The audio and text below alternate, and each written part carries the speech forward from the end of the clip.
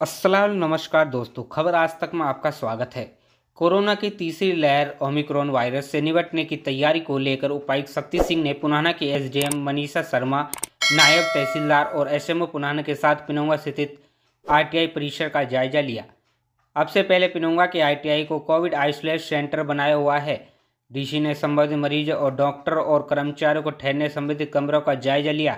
वहीं डीसी ने पिनोंगा के आईटीआई भवन और अल आफिया अस्पताल के आइसोलेशन के कमरे में खिड़की, शीशे आदि की मरम्मत करने के लिए लोक निर्माण विभाग के कार्यकारी अभियंता को आदेश दिए। उपायुक्त ने पुनाना के एसडीएम और एसएमओ को गांव स्तर पर आइसोलेशन सेंटर व आपातकालीन स्थिति में लोगों की मदद करने के लिए कम से कम 5 युवकों की टीम बनाने के निर्देश दिए। उन्होंने कहा कि आज ओमिक्रॉन वायरस तेजी से बढ़ता है, ये 24 घंटे में दुगना हो जाता है। नूंह जिले में अब तक 7 मामले सामने आ चुके हैं। उन्होंने लोगों से सोशल डिस्टेंस, मास्क लगाने के आदेश दिए। साथ ही बाजार और संस्थानों में बिना वैक्सीन वाले व्यक्तियों के घुसने पर पाबंदी लगाई। मेवात से तस्लीम अलवी की रिपोर्ट।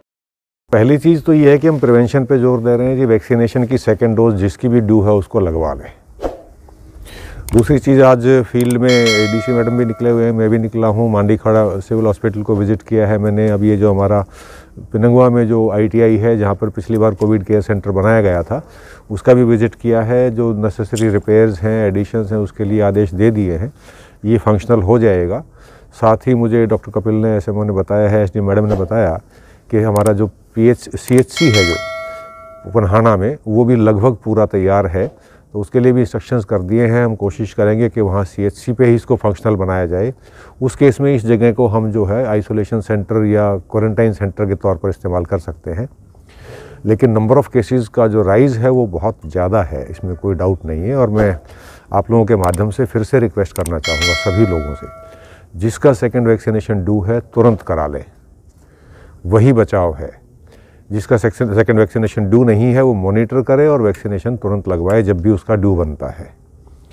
इसके अलावा सोशल डिस्टेंसिंग, मास्क को कंपल्सरीली पहनना, इन सब चीज़ों पे विशेष ध्यान देने की ज़रूरत है। कुछ दिन के लिए जब तक बेहद ज़रूरी ना हो तब तक कोशिश करें घर से बाहर ना निकलें, भीड़ भाड़ की जगह पर ना जाएं।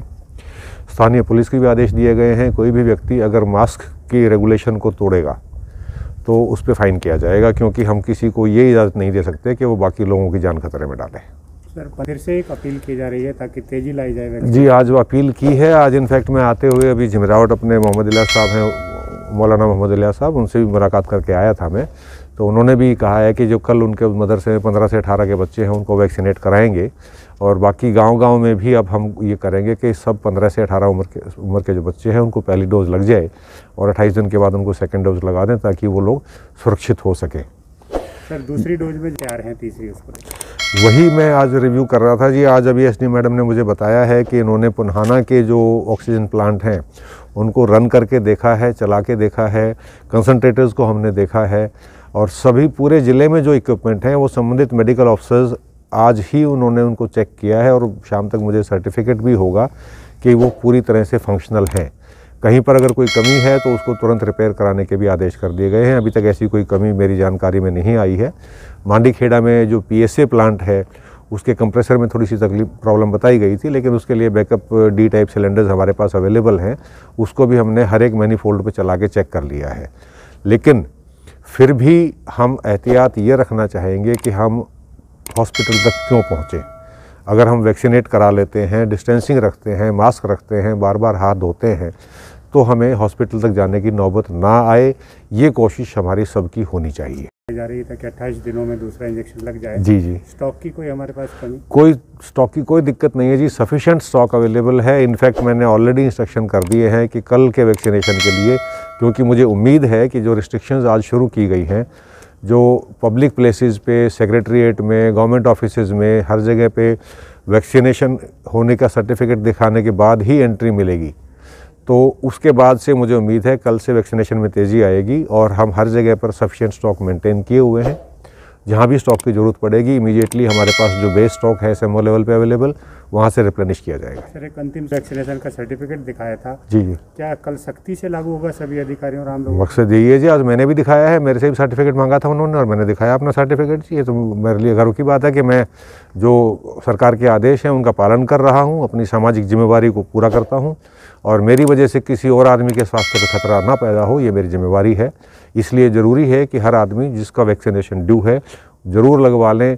बगैर वैक्सीनेशन के पब्लिक प्लेसेस पे ना जाएं, बसेस में, ऑटो रिक्शा में, इन सब में ट्रैवलिंग बैन है अगर वो वैक्सीनेटेड नहीं है तो। इसके अलावा ये चीज़ मैं ऐड करना चाहूँगा कि इस तरह का कोई व्यक्ति अगर पब्लिक ट्रांसपोर्ट में कोई अलाउ करता है, कोई इंस्टीट्यूशन ऐसा करता है कि कोविड की इंस्ट्रक्शन को नहीं फॉलो करता है, तो उस इंस्टीट्यूशन पे भी जुर्माना हो सकता है 5,000 रुपये का। तो हम चाहेंगे कि हर आदमी अपना वैक्सीनेशन टाइम पे कराए, अपना प्रिकॉशन रखें, अपना और अपने परिवार का, अपने पड़ोस का, सबकी सुरक्षा रखें और ये उम्मीद करेंगे कि ये जो तीसरी लहर है ये भी धीरे धीरे जैसे सेकेंड वेव में हुआ था धीरे धीरे फेड आउट हो जाए और हम फिर से एक बार नॉर्मल ज़िंदगी जी सकें। लेकिन उसके लिए कुछ समय एहतियात रखना ज़रूरी होगा। Thank you. आइसोलेशन के लिए या और तरह के लोग जी, अब हमने ये भी किया है कि इसमें देखने में ये आया है कि इसमें तीसरी लहर में जो ओमिक्रॉन का जो वेरिएंट है उसमें कॉम्प्लिकेशन ज़्यादा नहीं होती, बीमारी तो फैलती है लेकिन हॉस्पिटलाइजेशन की ज़रूरत कम पड़ रही है। फिर भी हम चाहेंगे कि ऐसा व्यक्ति जिसको सिम्टम दिखाई दें उसको आर्जी तौर पे कुछ समय के लिए गांव के ही किसी पब्लिक प्लेस पे, चाहे स्कूल में या कहीं पर, उसको घर से अपना बेड लेके आ जाए और अपने वॉलंटियर्स जो हेल्थ वर्कर्स को वहाँ रखेंगे जो उनकी केयर करेंगे और जब तक वो सिम्टम्स ख़त्म नहीं हो जाते हैं तो वो अपने घर से थोड़ा सा दूर रह लेगा तो उसके लिए हित में भी है और परिवार के हित में भी है।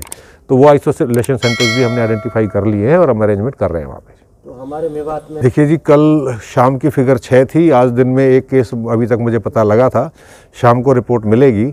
लेकिन जो रेट ऑफ ग्रोथ पाया गया है वो ये पाया गया कि एड्स 1 से 1.5 दिन में डबलिंग हो रही है, ऑलमोस्ट 100% इंक्रीज़ हो रहा है। तो ये संख्या बहुत जल्दी बढ़ने की गुंजाइश है।